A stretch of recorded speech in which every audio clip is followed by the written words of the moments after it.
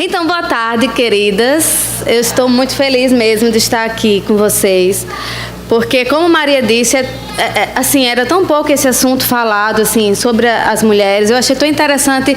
Eu esqueci teu nome, Lohane?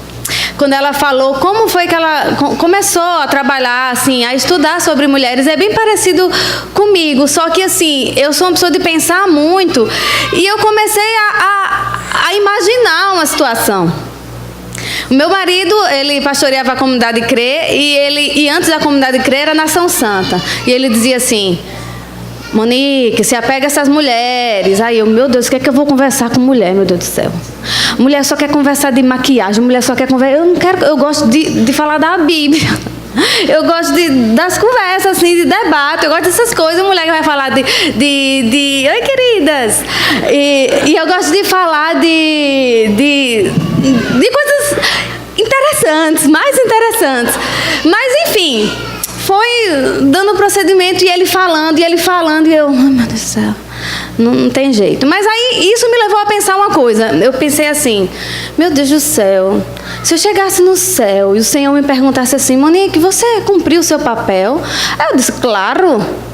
Né? Através da Bíblia, através dos cultos, através dos momentos em que eu estou presente, assim, que tem a ver com a palavra do Senhor, eu estou ali servindo ao Senhor, eu estou ali no louvor às vezes com as crianças, então claro que eu servi. Aí eu pensava assim, mas e se ele perguntar? Não, um papel referente à mulher. Aí eu parei e pensei, existe uma coisa diferenciada para mim? Foi quando eu caí, essa ficha caiu na minha cabeça e eu entendi, caramba, eu sou mulher e eu não sei o que a Bíblia fala sobre mim. E eu me desesperei, porque eu poderia estar fazendo tudo errado. Então isso me levou, primeiramente, o meu esposo, no meu juízo, e em segundo lugar, realmente eu entendi que eu sabia de algumas poucas coisas, mas sobre mim mesma, como mulher, eu não sabia. Então eu comecei a estudar, e na nossa comunidade, na comunidade CRE, eu estou muito feliz, porque tem algumas pessoas que eram dessa comunidade aqui. Levanta a mão, por favor. Tá vendo? Estou feliz porque tem essas pessoas aqui. Eu estou feliz porque algumas amigas minhas de berço estão aqui. Berço cristão, levanta a mão, por favor. E eu estou muito feliz porque as irmãs da IPBE estão aqui, algumas. Levanta a mão, por favor. Olha que coisa boa. E também estou feliz porque a confraria está aqui. Eu sou muito feliz por esse evento. Pude participar poucas vezes, porque quando a gente tem filho, complica um pouco. Mas, assim, se eu pudesse, eu participaria todo mês, né? Então, fica a dica para vocês que não sabem. Se Deus perguntar para você o que você deve fazer como mulher e você não sabe, então vá para a confraria, que as meninas vão te explicar e você vai aprender junto e você também vai ensinar. Amém? Então, esse tema providência divina, eu achei uma definição para falar a verdade, existe uma definição do Catecismo de Westminster, mas existe uma definição dessa definição mais destrinchada, e eu vou ler ela para vocês.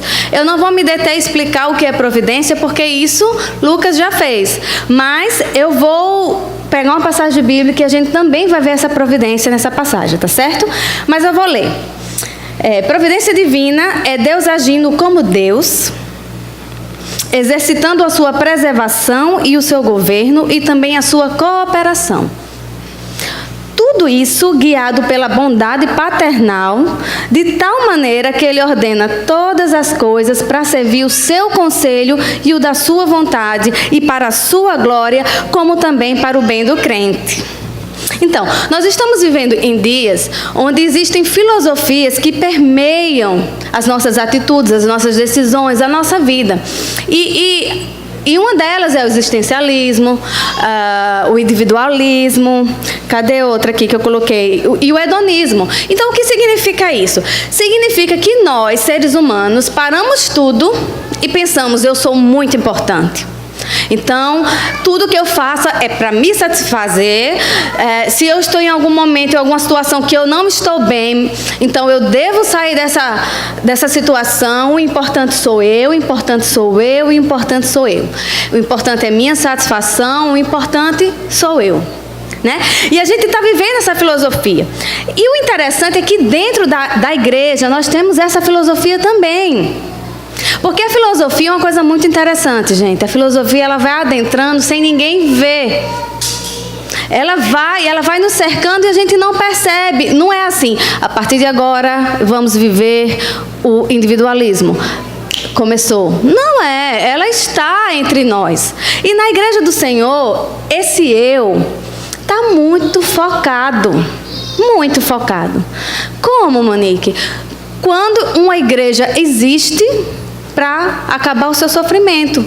Quando a igreja existe por causa de você. Quando você vem para a igreja para sanar a sua dor, só para isso.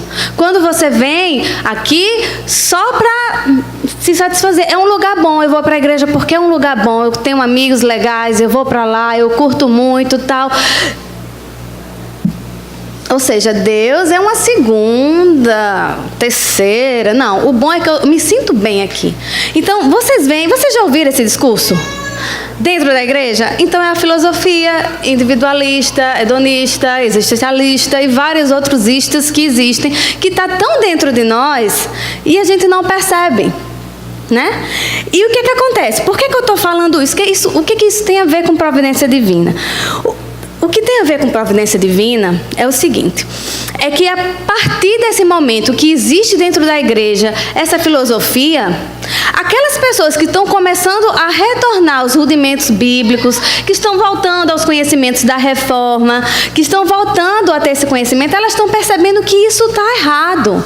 Que o nosso foco é Deus. Deus tem que ser glorificado, né? E aí o que está acontecendo? Tem esse existencialismo para cá e essa vontade de que Deus seja glorificado para cá. Finda que não tem um equilíbrio ainda nisso. Aí alguns de nós que estão assim, estudando esse conhecimento reformado, o que é que a gente faz? Não, eu não vou falar que Deus abençoa, está preocupado com você especificamente. Eu não vou falar isso, porque isso vai soar que eu estou daquele lado. E eu não quero que soe que eu estou daquele lado, eu quero que soe que eu estou desse lado. Então, para de se falar na igreja sobre providência divina, porque por incrível que pareça, segundo a definição que nós acabamos de ler, a providência divina, ela existe para beneficiar o crente, o cristão, melhor falando. A providência divina existe para beneficiar o cristão e para a glória de Deus. Por isso que é um pouco desconfortável hoje quem está, né, se alimentando da Bíblia e se afastando dessas filosofias, falar sobre esse assunto. Mas é tão importante que esse assunto seja falado, porque finda que esse cuidado pessoal de Deus ficou um pouco afastado da nossa realidade, né? Então, o que é que acontece? Deus, como Lucas falou, eu achei bem interessante, porque claro que tem a ver com o que eu vou falar, porque o tema geral é esse. Mas ele começou falando ali em Gênesis, quando ele falou assim, Deus viu o mundo que estava sem forma e vazia, tal. E ele falou assim, caos. Estava um caos. E é muito interessante isso na doutrina. Quando eu comecei a estudar, porque assim, a gente sabe por cima, mas quando vai estudar a gente entende, né? Bem direitinho. Eu comecei a ficar tão angustiada. Eu não estava entendendo nada porque eu estava angustiada, mas eu comecei a estudar e eu ficava angustiada. E eu, meu Deus do céu, por quê? Por quê, gente? Para a providência divina se manifestar e atuar, é necessário que tenha um caos. É necessário que tenha uma dificuldade, é necessário que tudo esteja desorganizado, é necessário que haja sofrimento, é necessário... um precisa do outro. E eu, particularmente, não gosto de sofrer. Eu não sei se vocês gostam, mas eu não gosto. Eu entendo muito quando o apóstolo Paulo fala assim, que nas tribulações você, né, tem de alegria. Eu não acredito que Paulo estava apanhando e, uhul, isso está muito bom. Ele estava assim, isso é horrível, mas eu preciso entender que isso vai produzir um fruto bom. Não é verdade? Então, honestamente, eu me sentia angustiada. Mas, ao mesmo tempo, eu me sentia aliviada, porque eu sei que, em meio à tribulação, o Senhor vai intervir com a sua providência. Amém? Então, para falar sobre essa providência, eu escolhi um texto da Bíblia muito, muito, muito lindo. Eu acredito que todas vocês vão gostar, né? Eu escolhi a história de Ruth para a gente tratar. Então, eu gostaria que vocês abrissem o livro de Ruth. Eu não vou ler começar lendo uma passagem. Eu vou, às vezes, citar a passagem e vou ler, ok? Para a gente não perder tempo. Uma passagem específica, eu vou esperar todos verem bem direitinho, tá bom? Só para a gente não perder tempo, ok? Esperando vocês abrirem. Então, nós vamos falar sobre o livro de Ruth.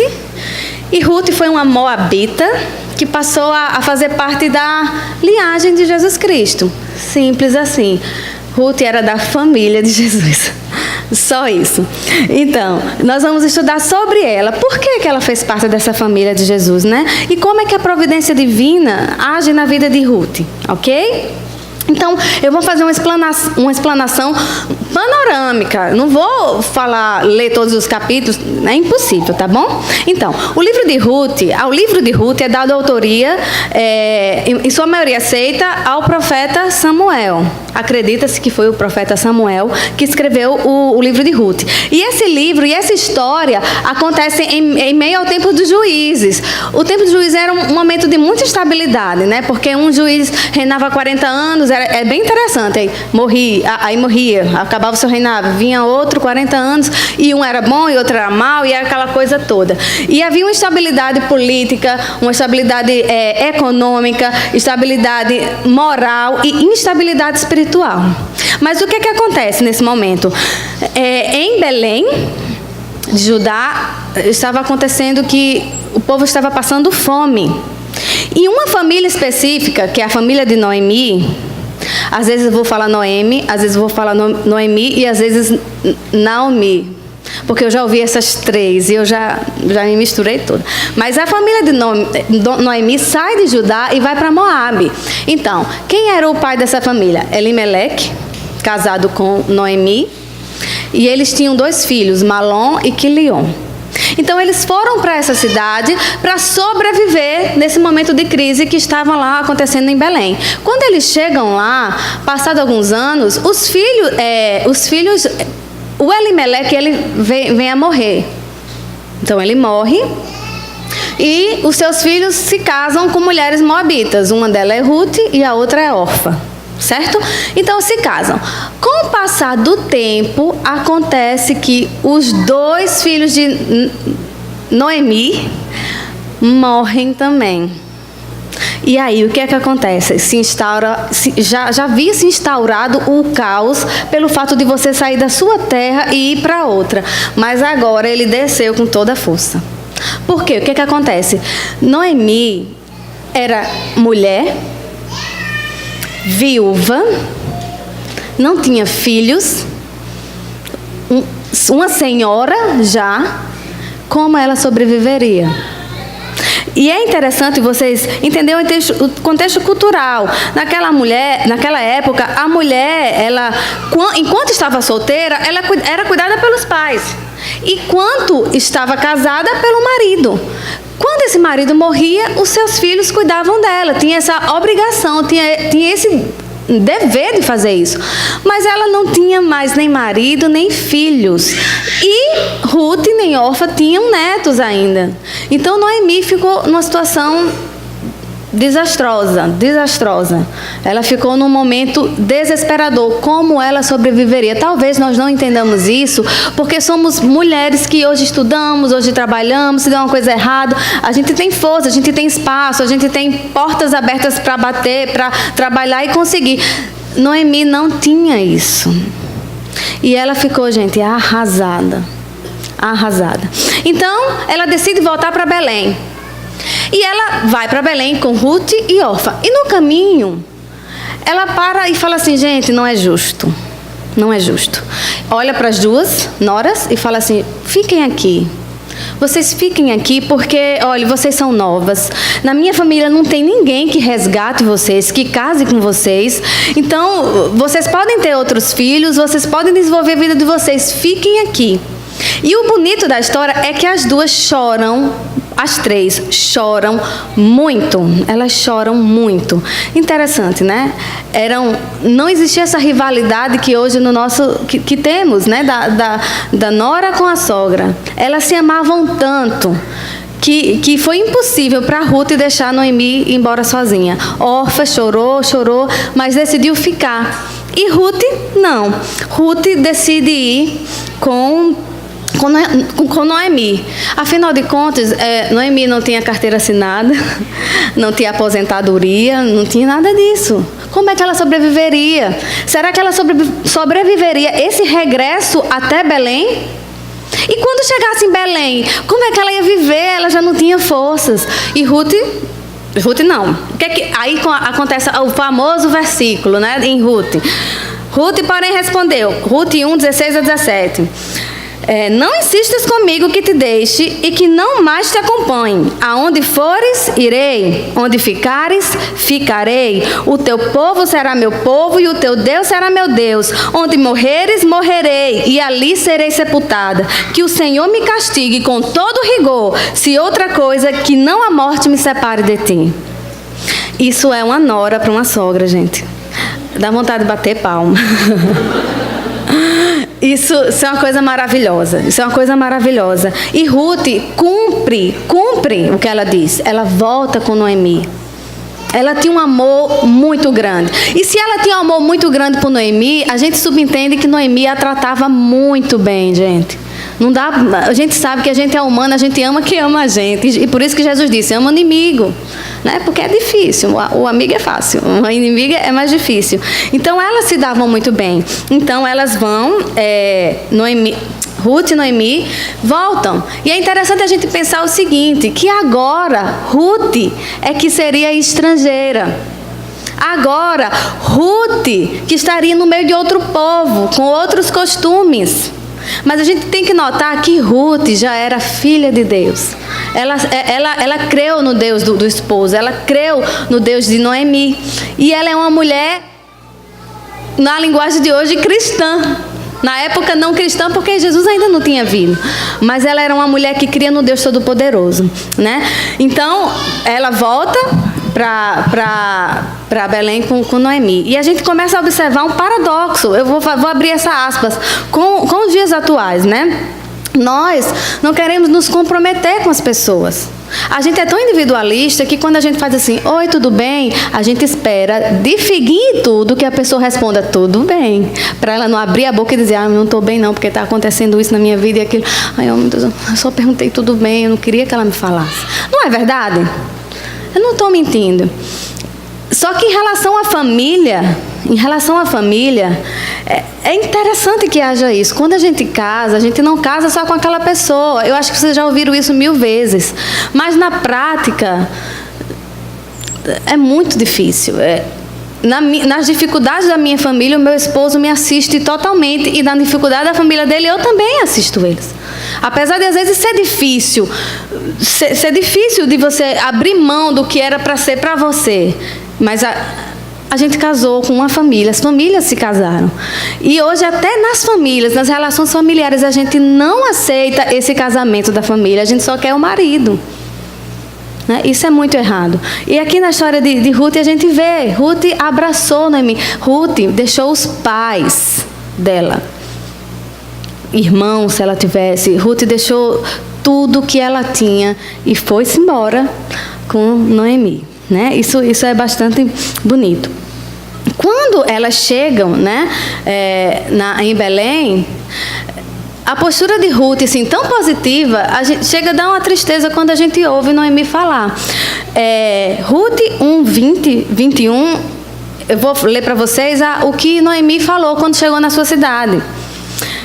Alguém chegou para ela e falou, aquela não é Noemi que saiu daqui e foi para Belém? Olha o que ela diz. Não me chamem Noemi, melhor que me chamem de Mara, pois o Todo-Poderoso tornou a minha vida muito amarga. De mãos cheias eu parti, mas de mãos vazias o Senhor me trouxe de volta. Por que me chamam Noemi? O Senhor colocou-se contra mim. O Todo-Poderoso me trouxe desgraça. Noemi é o segundo personagem tão importante dessa história. E Noemi, o nome dela significa agradável. É por isso que ela fala, não tem nada de agradável aqui. Me chame de Mara, que significa amargo, amargura, porque Deus, ele se levantou contra mim. Eu estou vivendo uma situação que Deus, eu saí daqui cheio de coisas nas mãos e agora eu estou indo embora sem nada. E essa no momento, é a situação em que Noemi está. Ela está com o coração amargurado. Ela faz um julgamento errado sobre Deus. Ela diz assim: Deus tem uma causa contra mim. Lembra muito o que a gente ouve hoje, né? Porque parece que Deus, nesse contexto das filosofias, né? Deus parece que é o nosso servo. E tudo que acontece no mundo é uma conspiração contra a minha pessoa, como se eu fosse o centro de tudo. Isso parece demais com os nossos dias, mas infelizmente era assim que Noemi estava se sentindo, né? Então, da mesma forma não.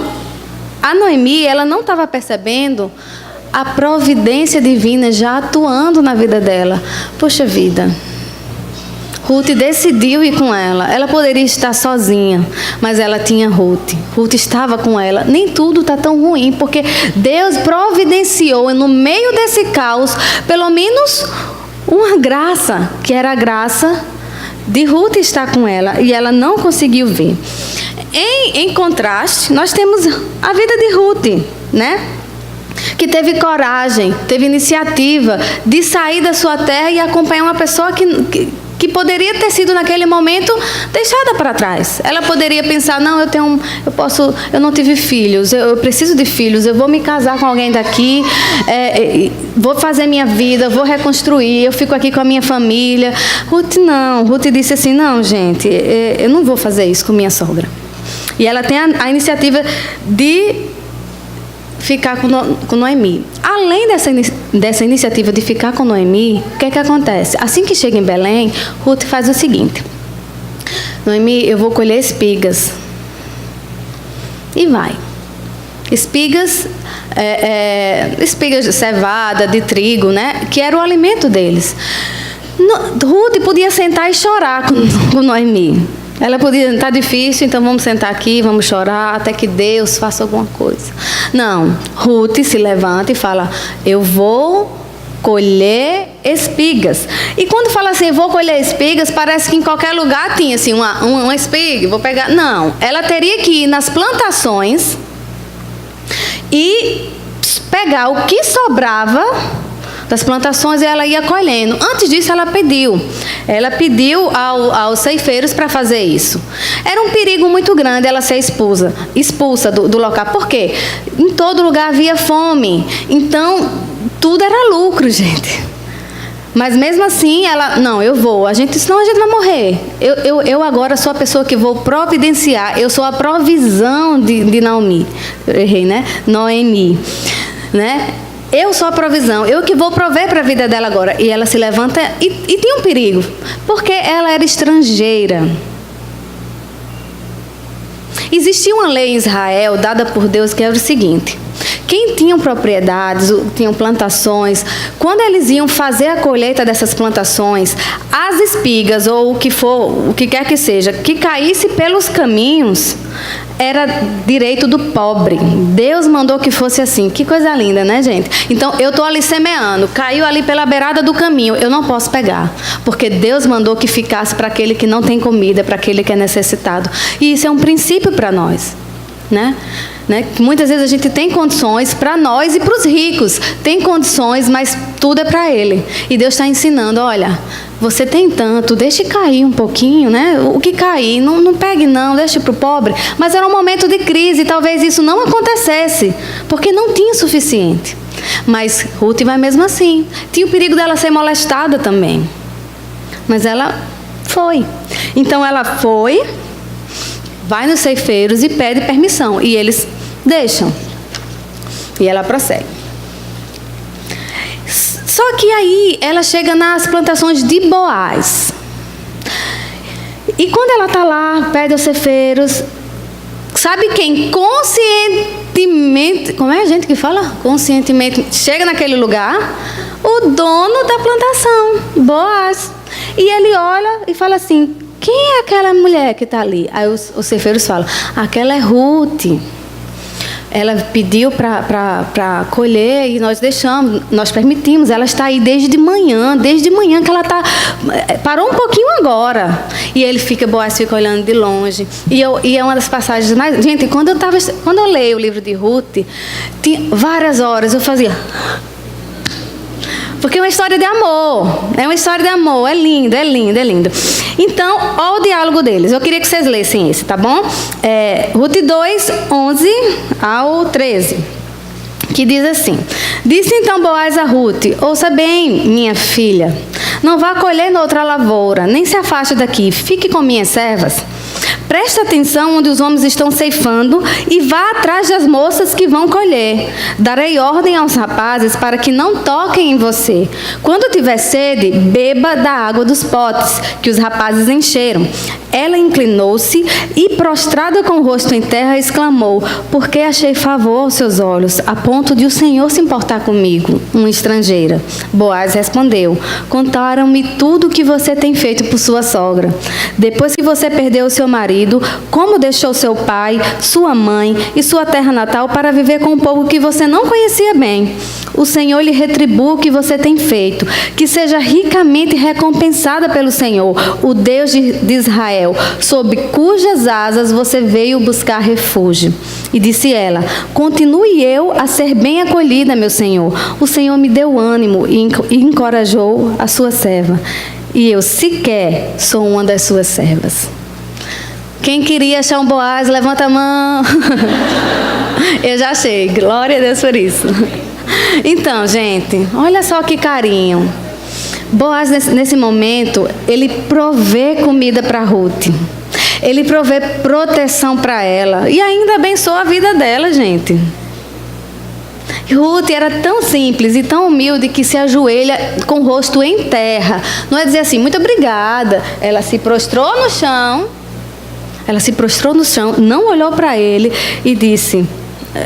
qual foi a parte que ela falou?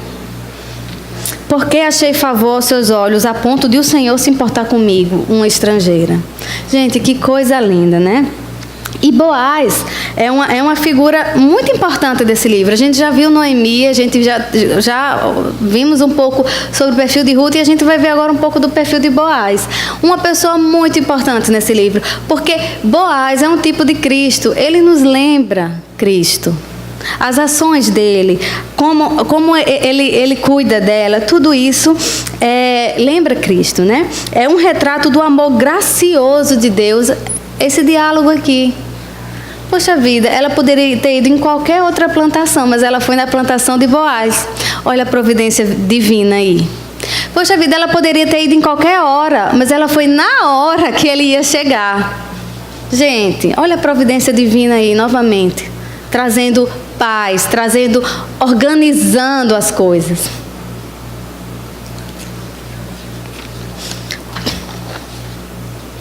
Logo depois disso, ele ainda convida para almoçar, a farta de comida, ela come e ainda sobra.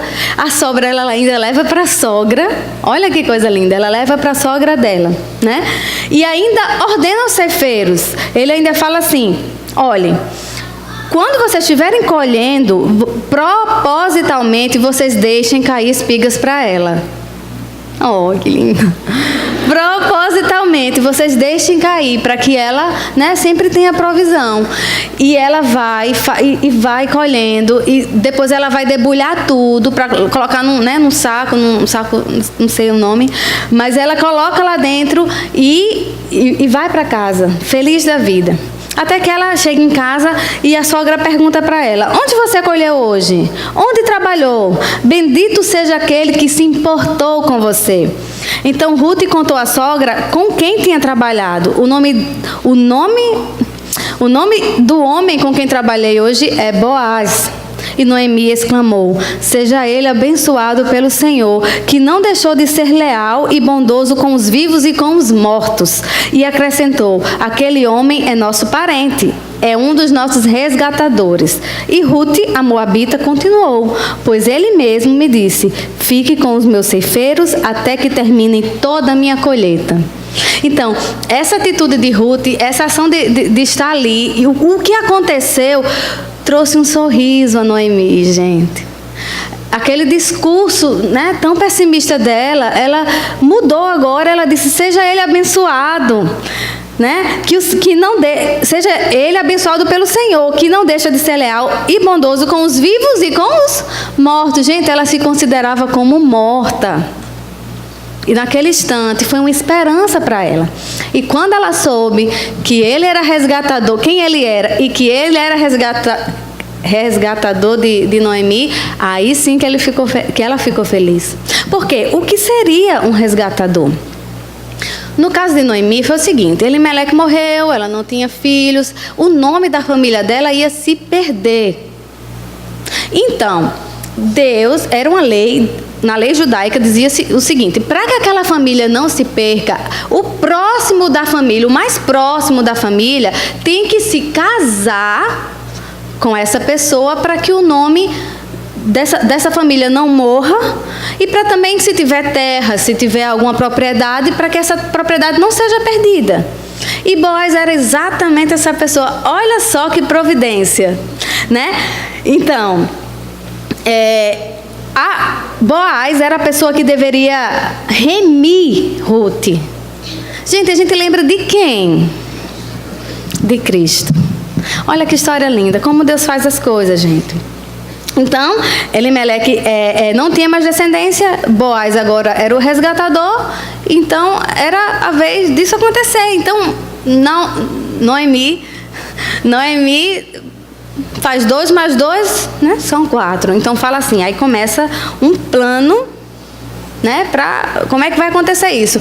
Porque Boaz já sabia que ele deveria ser o resgatador dela a essa altura, mas ele não fez nada.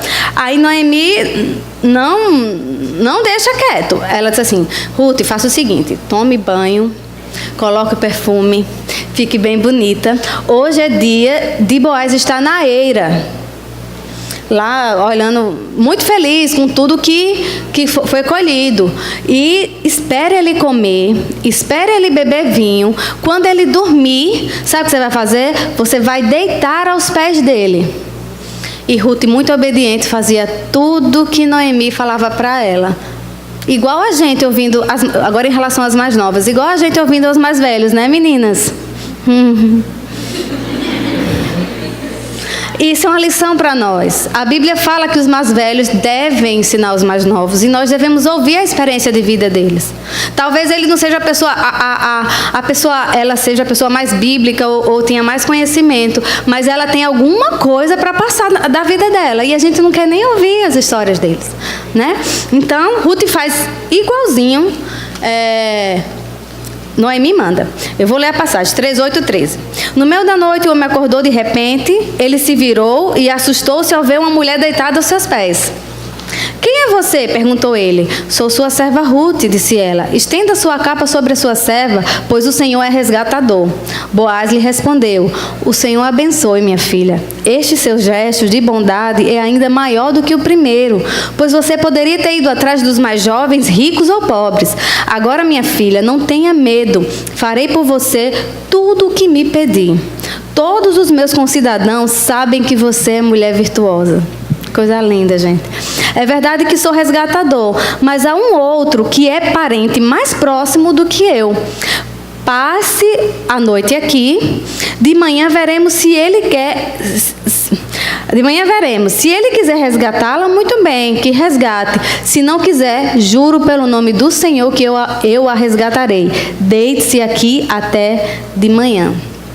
Quando ele diz assim, o seu gesto de bondade ainda é maior do que o primeiro, ele sabia que era ele que deveria ter tomado algum tipo de iniciativa, mas ela humildemente faz isso. E essa questão dela sentar aos pés era um costume deles, era só para dizer assim, ó, eu estou aqui, coloca a capa sobre mim, ou seja, casa comigo. Em outras palavras, Ruth pediu Boaz em casa mesmo.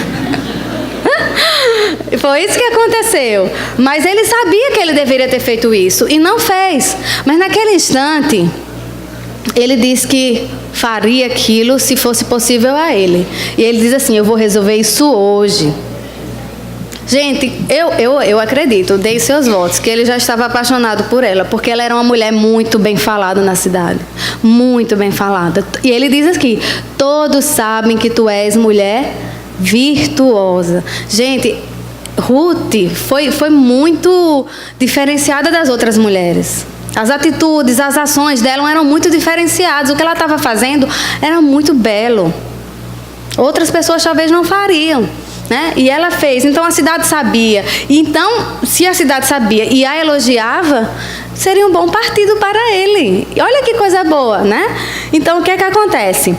Ele vai para a cidade e fica na porta da cidade. A porta da cidade era o lugar que se resolvia as coisas no tempo de Juízes. Então, quando as pessoas queriam resolver as coisas, ficavam na porta da cidade. Todo mundo se juntava, vamos resolver as coisas aqui. Tinha juiz, tinha alguns líderes, alguns anciãos. E tudo era feito, todo o combinado era feito na frente dessas pessoas para ser um testemunho, para as pessoas serem testemunhas que aquilo foi acordado. Não existia papel para assina aqui. Não era dessa forma. Era pela boca, por ações, por atitudes. Então, ele fica na porta da cidade. Quando ele chega na porta da cidade, quem é que aparece do nada? O outro resgatador. Que coisa, né, gente? Olha a providência divina novamente. Então, ele chega e vai conversar com esse resgatador e ele diz assim... Ah, não, eu não coloquei aqui não. Ele vai e chega para esse resgatador e pergunta para ele, você... Olha só, o que acontece é que o terreno de Noemi está à venda. E nós dois somos os resgatadores. Você primeiro e depois eu. Tu queres resgatar essa terra? Aí o resgatador, que não cita o nome dele. Sim, quero. Aí, boys... Bem, se você quer resgatar essa terra, você tem que casar com Noemi também, para resgatar e suscitar o nome da família dela. Aí o resgatador fala, então não quero. Ele não quer. Por quê? Por que ele não quer? Porque ele perderia o nome dele para suscitar o nome de outra família. E isso era muito importante naquela época. Hoje os sobrenomes da gente é muito misturado, né? Se a gente levantar, quem é Silva? Todo mundo, desse lá. Quem é não sei quem, né? Mas naquela época não, era muito importante. E era importante principalmente por causa da genealogia de Jesus Cristo, por causa da descendência. Isso era muito importante. É por isso que existe um livro, é um livro de números ou... Qual é o... Não, tem um livro que se ocupa... Qual é, querido? O livro que... É Números mesmo, só para falar sobre as genealogias. E você... Oh, meu Deus. Para que eu quero saber? Para quê? Simplesmente você vai entender que Jesus vem dali. É Deus provando que de Adão chegou em Jesus. Só isso. A importância. Então era muito importante a permanência do nome, né? Aí... Veja, por isso que eu digo que Boaz tem interesse. Ele podia ter dito assim, se você quiser o terreno, você tem que casar com Ruth, mais novinha, né?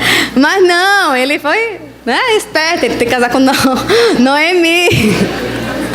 Aí ele, não quero não. Mas para falar a verdade, o que pesou foi a questão das terras. Ele teria que ele era rico também, muito rico, então ele teria que tanto cuidar da terra dele, como cuidar da terra de Noemi. Então seria muito difícil, além disso, ele perderia o nome dele, então ele não quis. Aí o que Boaz fala? Junta todo mundo, olha...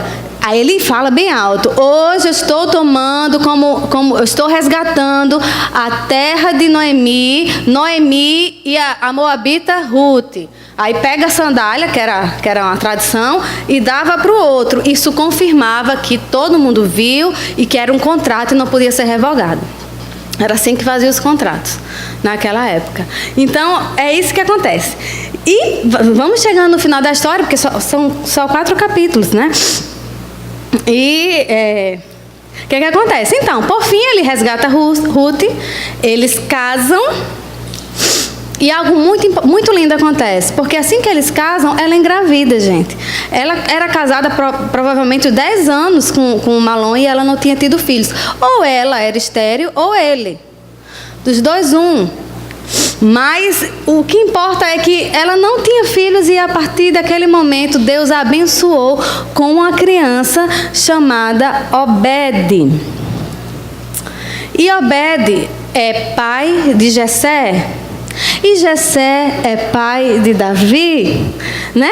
Olha só, Ruth passou a fazer parte da família real quando nem existia rei ainda. Olha que história linda, minha gente. E aí, olha só como acaba. Eu vou ler, vamos ler junto essa passagem. Ruth 4, 14, 17. É muito lindo esse final. As mulheres disseram a Noemi: louvado seja o Senhor, que hoje não a deixou sem resgatador. Que o seu nome seja celebrado em Israel. O menino lhe dará nova vida e a sustentará na velhice, pois é filho da sua nora, que a ama e que lhe é melhor do que 7 filhos. Noemi pôs o menino no colo e passou a cuidar dele. As mulheres da vizinhança celebraram seu nome e disseram: Noemi tem um filho, e lhe deram o nome de Obed. Este foi o pai de Jessé, pai de Davi. O interessante é que Ruth tem um filho, mas quem é exaltada na cidade é Noemi. Porque foi Noemi que saiu de Belém em sofrimento. Foi Noemi que voltou para Belém com amargura e com sofrimento. E as pessoas sabiam que aquilo ali era a perpetuação da família de Elimeleque e de Noemi. Então todos glorificaram mais a Noemi do que a própria Ruth. E pelo que a gente entende, Ruth não se importava. Aqui diz que ela pôs o menino no colo e cuidava do menino. Ruth entendia que aquilo era tudo para Noemi. Tudo. Ela não tinha nada, agora ela tem um filho. Ela tem um bebê, ela tem uma criança que vai perpetuar a linhagem do próprio esposo, a sua própria linhagem. Isso é muito lindo, filho, irmãos. Então, nesse momento a gente percebe que Deus começa com a história triste de Noemi e volta para a história alegre de Noemi. A gente sabe que o nome do livro é Ruth, porque Ruth teve uma importância grande, mas isso nos mostra que Deus se importa conosco, com os que sofrem, com os seus filhos, né? Ele começa com Noemi e termina na alegria dela. A vida dela foi restaurada, o ânimo dela foi restaurado, né? Então nós vemos nisso tudo a providência divina na vida das duas. E na vida de Boaz também, né, gente? Porque casar com Ruth não era pouca coisa. Né? Então Deus vai ali e eles estão lá de volta na sua terra. Deus restaura tudo. A providência divina chega com força na vida de Noemi. E isso é muito lindo. Continuando, eu quero que vocês vejam uma coisa bem interessante comigo. Pronto. Como eu disse inicialmente, a providência divina, ela se apresenta em momentos de dificuldade. Para que ela se apresente, é claro que Deus provê todo o tempo. Né? O tempo inteiro Deus trabalha. A gente aprendeu com Lucas o quê? Que Deus viu que estava sem forma e vazia, tentou organizar a coisa e começou a colocar terra, começou a colocar água, e Ele foi provendo na criação. Essa criação era para os seus filhos. Entenderam que a providência divina é para os filhos de Deus? E Ele provê para os filhos, e ele além de prover naquele momento da criação, Ele vai provendo todos os dias na nossa vida. Todos os dias. Ele vai trabalhando, Ele não parou de trabalhar, né? Ele ainda trabalha. Então, continuando a bênção de Ruth, além dela ter um filho agora, além desse filho dela ser o avô, o pai de Jessé, exatamente, de Davi, né? Tem uma coisa melhor ainda. Em Mateus, não precisa abrir, em Mateus 1, 5, 6 diz assim: Salmão gerou Boaz, cuja mãe foi Raabe. Boaz gerou Obed, cuja mãe foi Ruth. Obed gerou Jessé, e Jessé gerou o rei Davi. E quando vai continuando a genealogia, vai chegar em Maria, José e Maria, que gerou a Cristo. Gente, você que não era ninguém numa terra, Deus faz você ser da família de Cristo. O seu sangue circula. Claro que Jesus vem, né? Do céu, é diferente. Mas é da Jesus. Imagina, eu sou da família de Jesus, desculpa, né? O pastor, desculpa, quem manda aqui sou eu. Eu sou da família de Jesus. Gente, e além do mais, além dela ser da família de Jesus, além dela ser, né, ancestral de Cristo, o nome dela está no Novo Testamento. Está lá. Nessa genealogia existia o nome de vários homens. E fulano gerou cicrano, quem teve o filho foi a mulher, mas está o nome dos homens. Mas está lá, fulano gerou cicrano. Aí abre uma aspa, cuja mãe foi Raabe. Raabe, a ex-prostituta. Deus abriu um espacinho para mulheres um pouco estranhas, como Raabe, que foi uma prostituta, e Ruth, que era uma moabita. Isso causa um ciúme tão grande nos judeus, irmãs. Porque para os judeus é só eles, até hoje é só ele, ninguém mais vem, é só eles, né? E o nome de Ruth está lá, além de ter um livro todo escrito em seu nome. Que coisa linda, isso só Deus faz, né? Então, deixa eu ajeitar aqui. Se a gente parar para olhar, gente, com um olhar atual, de verdade, a gente entende que a providência divina não começou quando elas voltaram, quando Ruth veio com Noemi para Belém novamente, e Ruth encontra Boaz, e casa com Boaz, e tem um filho. A gente entende que a providência divina foi quando houve uma fome, e elas saíram da terra e foram para Moabe, e lá ela teve uma nora chamada Ruth, e elas voltaram. A gente vê que a providência divina, às vezes, a gente se confunde, se é Deus que está promovendo tudo, todo desastre, né? A gente fica, será que foi Deus? Mas não importa, isso aí é uma questão com Deus. O importante é que Deus usa todas as tragédias da nossa vida para fazer algo maravilhoso. Amém, queridas? Deixa eu só, para a gente terminar, estou acabando. Tudo isso se aplica a nós. Agora vamos chegar a gente, né? Se a gente pensar na importância dessa história, existe uma fome, uma migração, mortes, nova migração, né? Amargura no coração, tristeza, e aí começa a vir uma providência. E aí existe um casamento, existe um filho, que é avô de Davi, que de repente está na genealogia de Cristo, que chegou até nós. Nós não somos a genealogia de Cristo, tá, gente? Mas por Cristo ter vindo de uma linhagem, nós estamos aqui hoje reunidas, sentadas, ouvindo a palavra do Senhor. Tudo isso é por Cristo, gente. Tudo que acontece no mundo, Deus não está preocupado com a vida individual, só a sua vida individual. Ele ama você, Ele está preocupado com você, mas à medida que Ele mexe esse pitoquinho, vários outros estão se movendo, porque existe um plano específico no final. Alguém já viu uma mesa de som?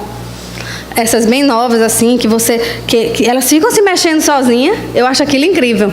Elas ficam se mexendo. Assim é Deus. Deus está planejando. Ele mexe aqui, isso interfere no mundo inteiro. Isso interfere no mundo inteiro. Então, as pessoas dizem que as mulheres sabem fazer muitas coisas ao mesmo tempo, né? Nem tanto, porque Deus consegue olhar para a sua vida e para a sua, e para a sua, para a sua, e para cada um de vocês que estão aqui, e ao mesmo tempo governar o mundo, e ao mesmo tempo saber a bomba que caiu não sei aonde, a guerra que está ao mesmo tempo. Esse é o nosso Deus. E agora vamos pensar em nós. em nós, né? Eu achei interessante quando falaram sobre a solteirice. Mas eu queria que vocês não fizessem graça no momento sobre isso. A gente já riu sobre isso. Mas assim, qual é o caos da sua vida? Se você é solteira e você acha que isso é uma aflição para você, não se preocupe. Deus vai providenciar. Ele vai providenciar quando você parar de olhar para você mesmo e ajudar Noemi. Porque Ruth, ela parou de olhar para ela. E ela pensou em Noemi. E quando ela estava trabalhando para o outro, Deus agiu na vida de Ruth, sem ela nem sentir, sem ela saber. Às vezes a gente olha para a nossa situação, a gente olha, nossa, eu sou solteira até hoje, os anos estão se avançando e eu estou aqui nessa situação. Eu estou falando sobre isso porque isso aflige a mulher. Aflige, porque Deus nos fez para ser cuidada. Lembra de Boaz? Como ele proveu tudo para Ruth, a gente tem essa necessidade de alguém que proveja tudo para a gente. E não é uma aflição engraçada. A gente brinca porque, né, tem que brincar também. Mas é algo que aflige o nosso coração. Deus providencia. Viva, ande, ajude o outro, caminhe, prossiga, faça a sua parte. Na hora certa, Deus vai trazer a doutrina da providência divina nessa área da sua vida. Talvez você seja casada já, mas tem problemas com seu esposo, tem problemas com seus filhos. Um caos está na sua casa. Se acalme. Porque enquanto Deus está governando o mundo, Ele está cuidando de você. Talvez você está preocupado por causa da sua vida financeira. E se eu pedir para levantar a mão, todo mundo vai levantar a mão nessa hora, porque o nosso país está passando por uma situação difícil. Deus está cuidando de nós. De fome não morreremos. Não morreremos. Deus cuida de nós. Talvez a sua dificuldade seja profissional. Meu Deus, eu já perdi tanto tempo. E agora? O que é que eu vou fazer? Será que eu estou fazendo o curso certo? Será que é isso? Ande. Caminhe. Apenas caminhe. Porque se você estiver entrando pela rua errado, o Senhor vai dizer, não é aí não. Mas você não pode ficar em casa sentada esperando que Deus faça chover sobre sua cabeça. Olhe para Ruth. Olhe para Ruth. Tudo estava dando errado, mas eu vou voltar com ela. Tudo estava dando errado lá, mas eu vou procurar comida. E nessa luta, Deus foi trazendo as coisas ao caminho dela e ela foi entendendo os sinais que Deus estava mostrando e ela foi dando um passo atrás do outro. É assim na sua vida e é assim na minha vida, porque Deus cuida pessoalmente de nós. Agora, não confunda. O motivo de vida de Deus não é cuidar de nós. Ele é um Deus grandioso, gente. Ele tem várias questões dentro dele para resolver. Ele é um ser cheio de atributos. O fim não somos nós, entende? Deus não está aqui para servir a gente, não. Nós que somos servos temos que fazer igual a Ruth. Como é que o Senhor olha para nós, uma estrangeira? Lembre-se, gente, nós somos estrangeiros nessa terra. Nós não somos da linhagem dos judeus, não. E Jesus estendeu a mão para nós. Olha, vocês não eram povo, mas agora vocês vão ser povo. Sejamos humildes. Sejamos gratos. Isso é para mim, é para você, porque o que a gente sabe mais fazer é murmurar, é reclamar. Eu tenho um PhD nisso, em reclamar, meu marido sabe. Mas Deus está cuidando de nós. Na hora certa, Deus vai endireitar os caminhos. E nessa história, a gente vê que o personagem principal é Ruth. Principal porque o nome do livro é Ruth, né? E eu quero que você pare e pense, em qual desses dois personagens, Noemi ou Ruth, eu me enquadro? Será que eu estou caminhando certo? Será que eu estou lutando mesmo? Eu vou lutar e tal, eu vou caminhar, vai dar tudo certo, tal. E eu não quero fazer aqui aquele paradoxo, nesse sentido. Você é quem? Noemi ou Ruth? Seja como Ruth. Sabe por quê, gente? Porque tem dores que só você sabe. Eu quero dizer para você que se você foi Ruth, glória a Deus. Se você estiver agindo como Ruth, glória a Deus. Mas se você estiver desesperada como Noemi, tem graça para você. Porque se fosse pelo nosso comportamento, se a gente tá legal ou tá ruim, Noemi não seria abençoada, mas como eu disse, começou com Noemi, com sua amargura, e terminou com a bênção na vida dela, mais dela do que na vida de Ruth. No plano, né, terreno, né, falando. Então, se está difícil, irmão, sua situação, se o seu dia a dia tem tido circunstâncias complicadas para você, se você está como Noemi, que você só faz chorar, só faz reclamar, só faz praguejar contra Deus, porque Noemi colocou a culpa em Deus. Mas Deus tem graça para você, mesmo você fazendo tudo errado, porque não é você, Ele que é o Deus da providência. Amém, queridas? Eu quero chamar meu esposo.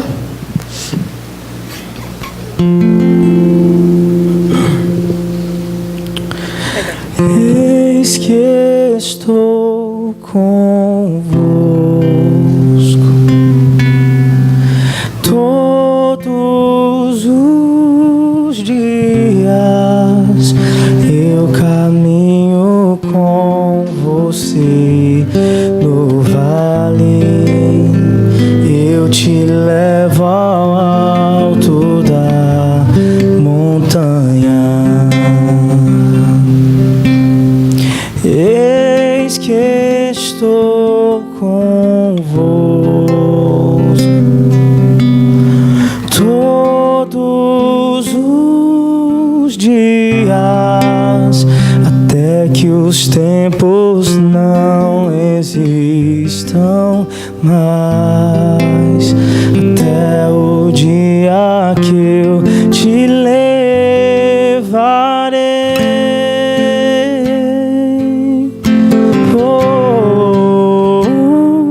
Não está só na tempestade, sou teu abrigo. Você não está só no deserto, seu alimento. Você não morrerá, como planta nova florescerá. Eu me importo com sua dor, vindo a solidão e a dor da traição. Eu recolherei as suas lágrimas, eu farei você sorrir de novo. Quando o sol se for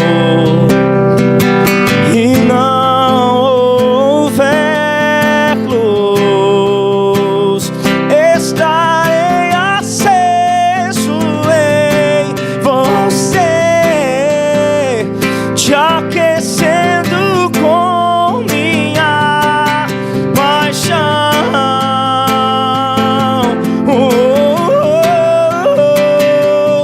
Você não está só na tempestade, sou teu abrigo.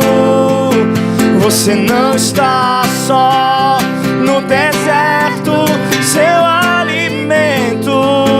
Você não morrerá, como planta nova florescerá. Eu me importo com sua dor. Se subir ao céu, lá eu voarei contigo. Se descer ao mar, lá eu nadarei contigo, pois eu sou teu Deus, eu sou fiel, eu sou teu Deus, eu sou o Pai do